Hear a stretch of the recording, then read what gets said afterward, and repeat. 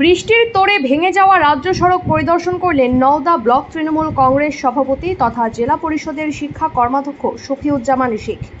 লাগাতার 3 দিন বৃষ্টির ফলে ভেঙে পড়ল নওদা থানার K2 গ্রাম পঞ্চায়েতের অধীনে ভিকুতলা এলাকার রাজ্য সড়কের কিছুটা অংশ। খবর পেতেই ছুটে গেলেন শিক্ষা কর্মাধ্যক্ষ শফিউজ্জামান শেখ এবং খুব শীঘ্রই রাস্তা মেরামতি করা হবে বলে জানান সাংবাদিকদের। কারণ এই রাস্তায় প্রতিনিয়ত বহু গাড়ি যাতায়াত করে, এছাড়াও বহু মানুষের যাতায়াতের একমাত্র রাস্তা এই রাজ্য সড়ক।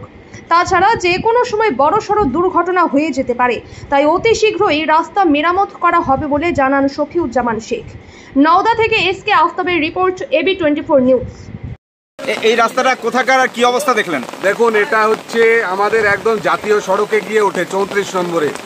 নওদা বেলডাঙ্গা ভায়া হয়ে আমরা 34 নম্বর ধরি। এখান থেকে বেলডাঙ্গা রেল স্টেশন, এটাই আমাদের একমাত্র যোগাযোগ ব্যবস্থা। এই রাস্তার পাশে পুকুর এবং অত্যধিক বৃষ্টির ফলে পুকুরে অনেকটাই রাস্তা ভেঙে পড়ে গেছে।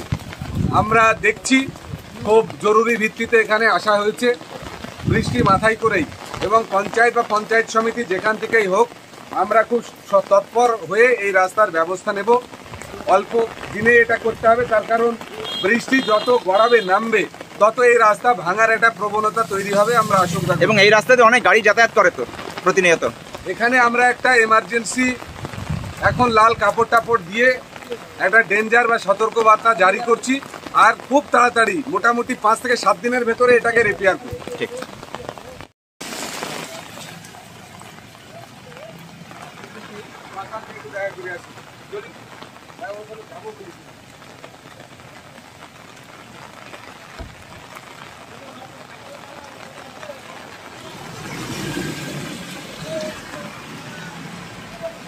Classical homeo pharmacy, doctor Wahidul Islam, Amtala Nimtala মোড়, নওদা, মুর্শিদাবাদ।